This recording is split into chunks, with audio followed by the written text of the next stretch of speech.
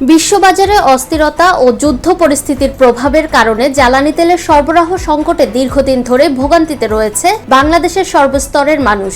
এরই মধ্যে হঠাৎ জ্বালানি তেলের দামে বড় ধাক্কা, দেশ জুড়ে শুরু হয়েছে তীব্র প্রতিক্রিয়া।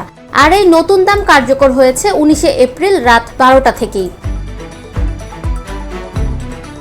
এক ঘোষণাতেই বদলে যাচ্ছে সব হিসাব। চলুন দেখে নেই কোন তেলের দাম কত বাড়লো। ডিজেল লিটারে 15 টাকা বেড়ে এখন 115 টাকা, কেরোসিন 18 টাকা বেড়ে 130 টাকা, অকটেন 20 টাকা বেড়ে 140 টাকা, আর পেট্রোল 19 টাকা বেড়ে দাঁড়িয়েছে 135 টাকা।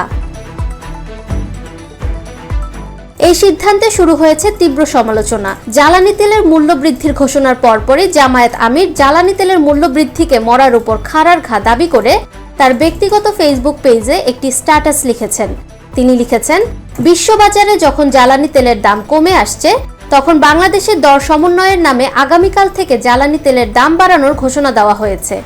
এটি খুবই দুঃখজনক। জনজীবনে এমনিতেই মানুষ জীবনযাত্রার ব্যয় নির্বাহে হাঁসফাঁস করছে। জ্বালানি তেলের মূল্য বৃদ্ধির কারণে এটি হবে মরার উপর খাড়ার ঘা। অপরদিকে বিশ্ববাজারে জ্বালানি তেলের মূল্য বৃদ্ধির প্রেক্ষাপটে দেশের বাজারে তেলের দাম সমন্বয় করার উদ্যোগকে সাধুবাদ জানিয়েছে বাংলাদেশ পেট্রোল পাম্প মালিক সমিতি। সংগঠনটির সদস্য সচিব মীর আহসান উদ্দিন পারভেজ এক বিবৃতিতে এ মন্তব্য করেন।